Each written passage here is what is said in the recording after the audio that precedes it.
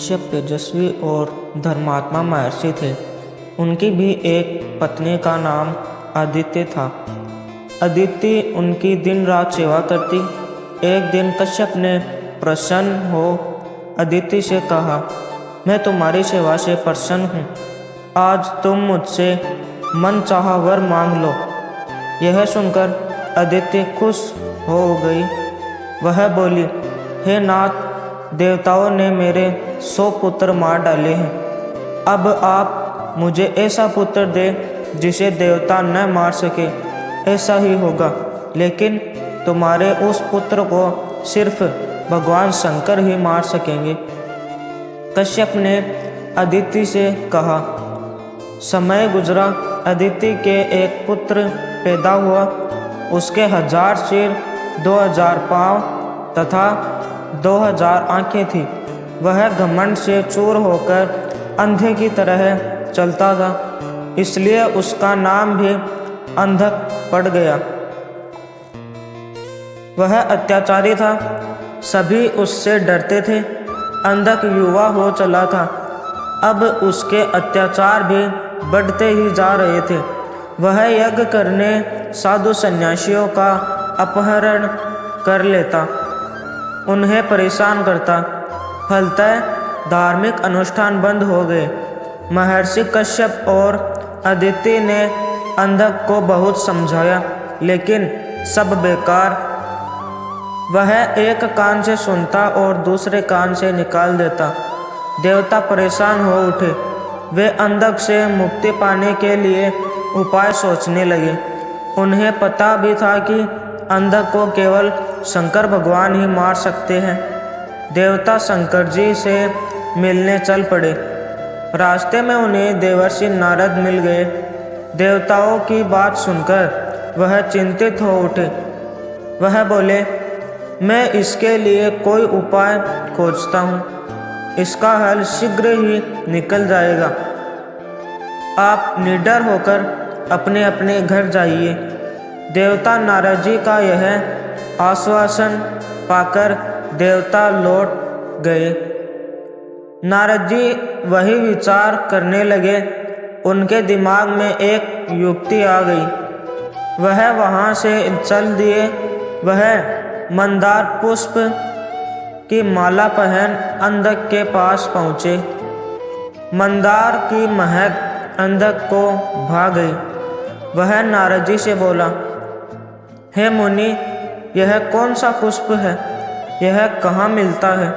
नारद जी ने मुस्कुराते हुए कहा, यह मंदार पुष्प है और मंदार पर्वत पर स्थित काम्यक उपवन में ही मिलता है। भगवान शंकर ने अपने हाथों से काम्यक उपवन का निर्माण किया है।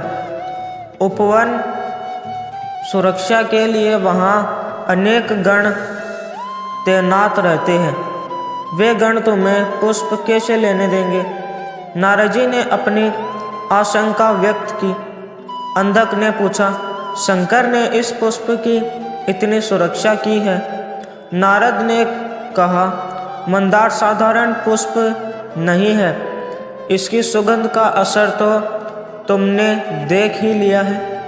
इससे मनुष्य की मनोकामना पूर्ण होती है। नारद की बात सुनकर अंधक बोला, अच्छा, ऐसी बात है तो मैं इस फूल को प्राप्त करके ही रहूँगा, चाहे इसके लिए मुझे शंकर से युद्ध ही क्यों न करना पड़े। नारद जी की युक्ति काम कर गई। वे मुस्कुराते हुए देवलोक की ओर चल दिए और अंधक मंदार पर्वत की ओर चल दिया। वह पर्वत पर पहुंचा और देखते ही देखते उसने पर्वत को उखाड़ फेंका। भगवान शंकर यह सब देख रहे थे।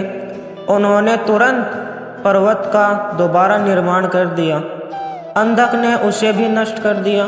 शंकर जी ने फिर पर्वत को खड़ा कर दिया। अब अंधक बार बार पर्वत को उखाड़ता और भगवान शंकर हर बार एक नया पर्वत बनाकर खड़ा कर देते। यह देख अंधक क्रोध से पागल हो गया।